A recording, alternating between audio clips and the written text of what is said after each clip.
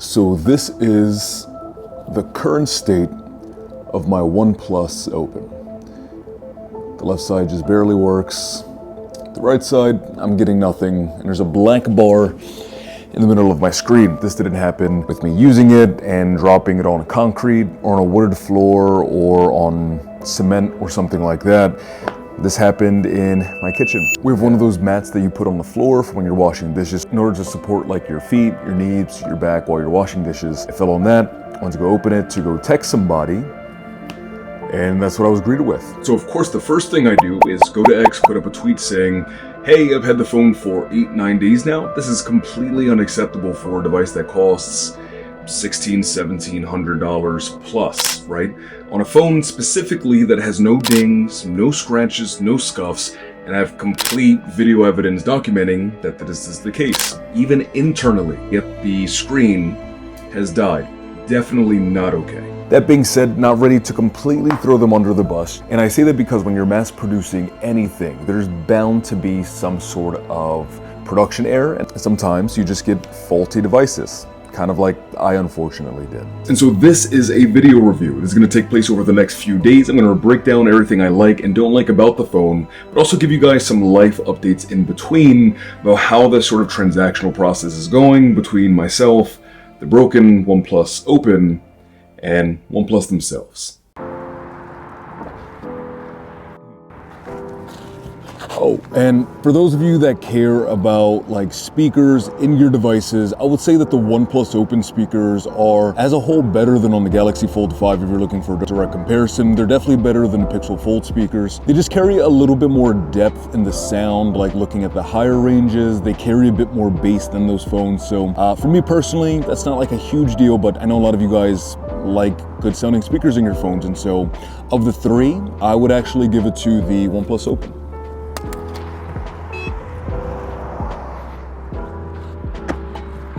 And I think something that we look for a lot in foldable phones, because they do cost so much, is that battery life to price ratio, right? You're expecting a super premium device to have amazing battery life. I would say this is comparable battery life to my Galaxy Fold 5 on a day-to-day basis, where it's getting me through a large majority of my day before I do have to charge. So like if I don't charge at all, I can get from like morning around 7:45 a.m. all the way through to about 7 p.m.-ish, sometimes 8 p.m., 8:30, depending on what I'm doing that day. But I think their huge trump card here that almost makes those things irrelevant is the exceptionally crazy fast charging on the OnePlus Open. Talked in my last video about how I had a day where I was at 50%, I went to go take a quick 20-minute nap, and by the time that I woke up, it went from 50 all the way up to 100%. And I think when looking at like battery life longevity, that's probably the best remedy to that solution, right? Keeping the phone form factor slim, but also giving you enough juice that you don't have to worry about battery anxiety throughout your day. Now, something else to consider is that you can't really use that tent mode like you can over on the Galaxy Fold 5, right? Where you're able to sort of hold it in this orientation and watch a video or form your favorite gotchas, because as soon as you angle the screen open, it automatically resorts to the internal display, which I could show you if my screen wasn't broken. I had gotten B-roll of that previously, but I think that's a small thing, but it is something to consider that I think is fixable with software, but it's really up to OnePlus if they're going to change that. Here's the first instance of communication with the OnePlus team. As you can see here, kind of sent them a DM. They asked for my order number. I sent that over, and pretty soon after, they actually created a ticket for me so I could print out the email and then, ship it back to them. I was not expecting the cameras on the OnePlus Open to be all that good, if I'm being honest with you, but especially like in the high res mode, the portrait pictures that you're getting out of this phone, man, you're getting really solid, high quality pictures, even out of those zoom pictures. Now, you're not getting camera quality that is going to rival, say, like the iPhone 15 Pro Max, 23 Ultra, Pixel 8 Pro, but you are getting a really good set of cameras here that are going to be reliable in a number of different situations. I had a comparison breakdown between the OnePlus Open and the Galaxy Fold 5 in my previous video. I have that linked right up here for you guys, and I'll let you see for yourself what you think. But a lot of people did say in the comment section that they like the way the pictures looked and the quality of them better on the Open than on the Fold 5. But as a whole, you are getting really good camera systems out of the OnePlus Open, and so it's nice having that flexibility on your tablet. Now, there are definitely a few things to consider here with the OnePlus Open, even though it's a great device. The first thing being that, although the cameras are pretty darn solid on this can be a bit cumbersome to some people, right? I know there have been times in the hand where I wish that the module was just a little bit smaller so that my finger could slide a little bit higher without feeling like I'm smudging the lens. As a whole, I think this feels good in the hand, but I would definitely say if you have the opportunity to, definitely check it out in store first to make sure that this doesn't bother you too much. For me, I'm okay resting my hand just beneath it, and it kind of creates a little bit of leverage where you can rest your finger a little bit on your index finger and use it comfortably that way. But it's definitely something that is different from other folding devices, and it's something you're gonna wanna check out for yourself. The other primary OnePlus page kind of DM'd me, and they were a little bit concerned about like how the damage actually came about, which I can certainly understand. I sent them a video basically saying, hey, my device essentially is pretty perfect. There's no scratches, scuffs, or anything anywhere on the screen at all.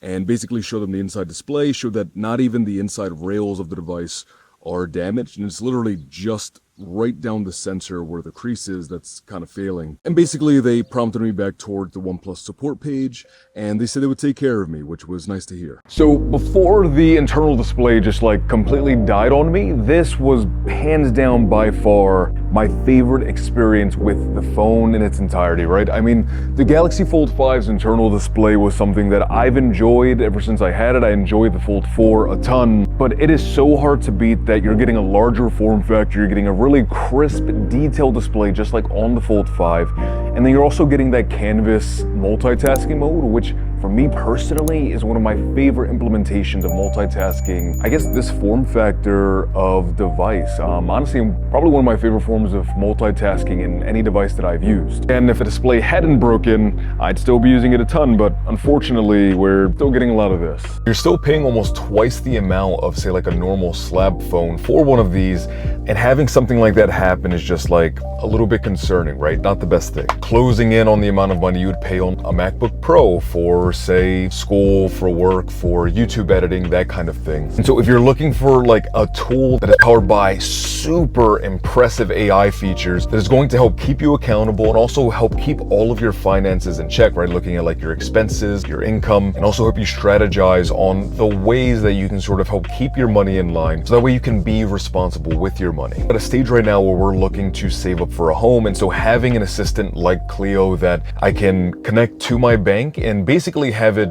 chart out like what things I'm making purchases on, where I'm saving money, and what the smart decisions are in order to help build me towards my goal is an amazing, amazing tool. So when you enter your chat section, there's going to be different insights for you, different spending trends, but there's also going to be information for you to help you make more informed financial purchasing and saving decisions. So if you guys are looking for some finance assistance so that way you can work towards your financial goals, I'll have a link in the description down below for you guys so that way Cleo can help you guys. Now, although they've been pretty darn cooperative, the only thing that concerns me so far in this process, they said they have to do like their quality assurance checks. Although I've provided video evidence of what it is exactly that's happened, they say it's just part of their procedure.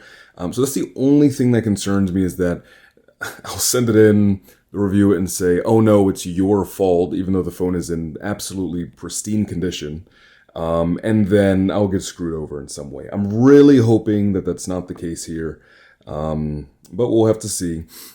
I will say that they sent me a ticket. For some reason, it was like processed incorrectly, but they were pretty quick, and sent me another ticket very quickly, which is great. So just waiting for that now. And I'll tell you guys what, two things here. A, the haptics on this are exceptional. I'm really a big fan of them. I think the Pixel is still probably some of the best haptics I've felt in a phone, alongside like the iPhone to an extent, but the haptics on this are surprisingly really good. That's not really something I ever pay attention to, but especially coming from, say, like my Galaxy Fold 5, I noticed the difference. The Galaxy Fold 5 haptics are just kind of soft. You're not really getting the feedback you'd like out of a phone like that. I don't think it's a deal breaker personally, but the haptics here are really good. Additionally, this little switcher here for like your silent, mute, and then your sound. I find myself using that switch on this phone way more than other phones that have had a comparable switch for that. I don't know why. The haptics that go along with it are really nice, but it just always seems I just like it. Now, for some of you, an unfortunate truth is that you're not getting wireless charging on the OnePlus Open in the way that you are with other devices, right? So the Galaxy Fold 5 is charging, but the OnePlus Open just isn't. For me personally, the super fast charging that you get on the OnePlus Open way more than makes up for the wireless charging not being there, just because, you know, you can be at 50% battery life, take a nap for 20 minutes, and then you wake up and your phone's at 100%. It's kind of hard to beat that. The utility here is nice, just the extra option, but I think the super warp charging definitely takes the cake. And a smaller, more nuanced thing that I sort of noticed is that your internal display is mirrored with your external display and vice versa. There isn't an option to sort of have them be differentiated like you have on the Galaxy Fold 5. And also some things where it'd be nice to be able to adjust your columns and rows and the number of them like you can on other devices. I personally don't find that to be a problem, but for some people that enjoy that flexibility and customization, that's something that right now, software-wise, is just not quite in place that way. All right, guys, so we have the package right here. You have UPS right over there. And so it is drop-off day. I'll keep you guys updated over on my X, Twitter. It sounds weird saying X still, but whatever. But as a whole, despite this really annoying issue, I think overall the OnePlus Open is a really good device. That being said, how OnePlus handles this situation once I hand things off to them and actually send it over is really going to be a large determining factor on how much I can really recommend not only their product, but also their services and brand as a whole. This video was not made with the intention to slander OnePlus in any way. It's more of an awareness video. As you can tell, I love the phone a ton. I want to keep using it, but you know, we're at the point that we are right now. So thank you guys so much again for stopping by and hanging out. I wish you a fantastic remainder of your day, afternoon, or night, depending on the time it is you are watching this. And as always, peace, love, and adios. Bye guys, and have a great day.